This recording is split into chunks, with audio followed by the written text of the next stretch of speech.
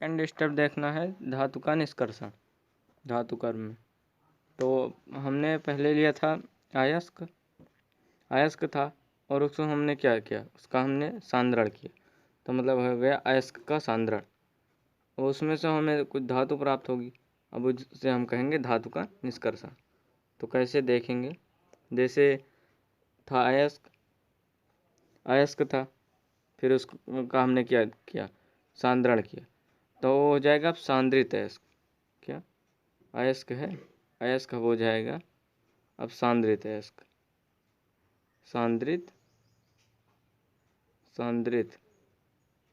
अयस्क, अब हो गया सांद्रित अयस्क। तो धातु कर्म अब देखेंगे कि सांद्रित अयस्कों से सांद्रित अयस्कों से शुद्ध धातु प्राप्त करने की क्रिया को धातु का निष्कर्षण कहते हैं। सांद्रित अयस्कों से शुद्ध धातु प्राप्त करने की क्रिया को क्या कहते हैं, धातु का निष्कर्षण कहते हैं। ठीक, तो अब इसमें 3 स्टेप होते हैं, भर्जन होता है, प्रगलन होता है और निस्तापन होता है। तो भर्जन, निस्तापन और प्रगलन। अब एक एक करके हम सब देखेंगे। प्रगलन, अब पहला जो हमारा निस्तापन है, तो निस्तापन क्या होता है, अयस्क को वायु की अनुपस्थिति में उसके गलनांक के नीचे गर्म करने की क्रिया को निस्तापन कहते हैं। मतलब गलनांक मतलब जब गले ना धातु को इतना गलनांक के नीचे, मतलब गलनांक मतलब जितने टेम्परेचर पर वो गलने लगता है, तो इसमें गलने नहीं देना है। और वो भी वायु की अनुपस्थिति, मतलब वायु ना हो, तो इस क्रिया को निस्तापन कहते हैं।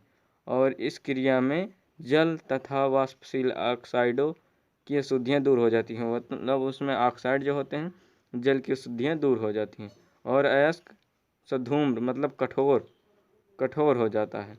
यह क्रिया परावर्तनी भट्ठी में कराई जाती है, जैसे दिया है यहाँ पर एग्जाम्पल। तो उदाहरण है, जैसे हम यहाँ पर लिखे हैं बॉक्साइड जो है Al2O3 इंटू 2H2O होता है, लेकिन यहाँ पर हमने Al2O3 लिखा है। ऐसा क्यों, क्योंकि कहीं कहीं वाष्पशील पदार्थों को नहीं लिखते हैं।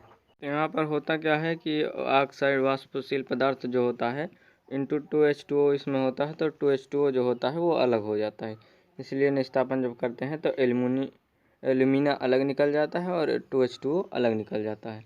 इस तरह से हमारा रिएक्शन। और CaCO3 जैसे कैल्शियम कार्बोनेट में ऑक्साइड होता है, तो कैल्शियम ऑक्साइड में बदल जाता है, कार्बन डाइऑक्साइड के रूप में वह निकल जाता है, मतलब इसमें से वाष्पशील पदार्थ निकल गया।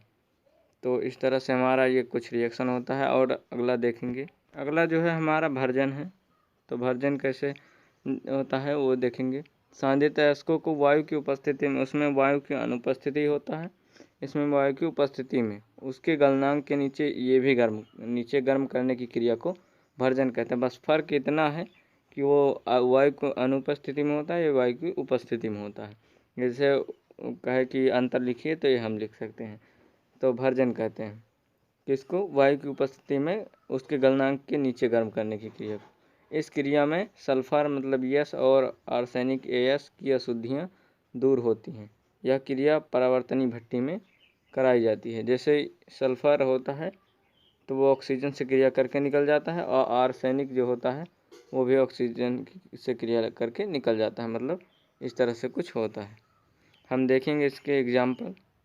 जैसे उदाहरण है CuFeS2 को वायु की उपस्थिति में परावर्तनी भट्ठी में गर्म करते हैं, जिसमें निम्न अभिक्रिया होती है। जैसे यहाँ पर लिखे हैं CuFeS2 + O2, तो ये क्यूपरस सल्फाइड और में बदल जाता है फेरिस सल्फाइड में, और वह सल्फर डाइऑक्साइड के रूप में निकल जाता है।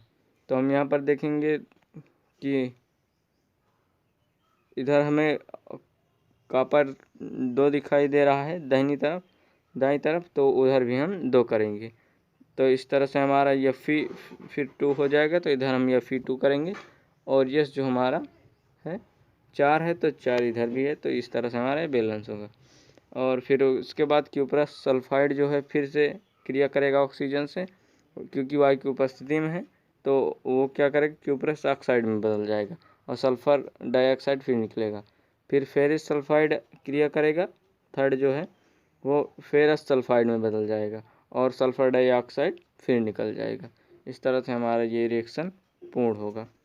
थर्ड देखेंगे जो होता है प्रगलन। अयस्क में कोक मतलब होता है जैसे कि चारकोल हो, चारकोल मतलब कोयले को हम कहते हैं कोक, तथा उसे कार्बन से प्रदर्शित करेंगे।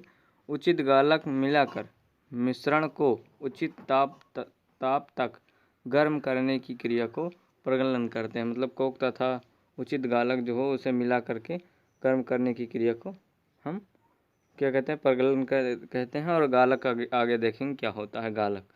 तो यह क्रिया प्रायः वात्या भट्टी में कराई जाती है, वात्या भट्टी में यह कराई जाती है। कोक तथा उचित गालक मिलाकर मिश्रण को उच्च ताप पर गर्म करने की क्रिया को क्या कहते हैं, प्रगलन कहते हैं।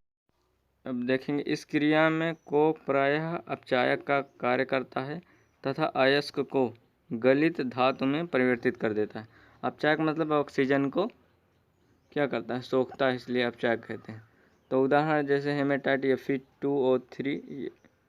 Fe2O3 से आयरन प्राप्त करने के लिए, आयरन जब प्राप्त करते हैं तो सांद्रित निस्तापन के लिए सांद्रित निस्तापन एवं भर्जित, मतलब पहले सांद्रण करते हैं फिर निस्तापन एवं भर्जित अयस्कों में कोक पहले सांद्रण हो जाता है, निस्तापन हो जाता है एवं भर्जन भी हो जाता है।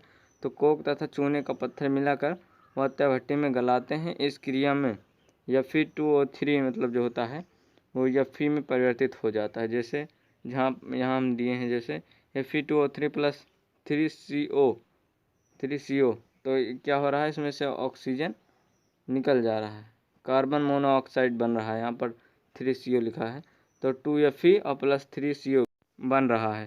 तो अब इसका जो ये जो हमें प्राप्त होगी Fe2O3 प्लस कोक मिला करके जब इसे वात्या भट्टी में गलाएंगे तो 2Fe जो है, इधर भी 2 है तो हमें इसलिए 2Fe प्लस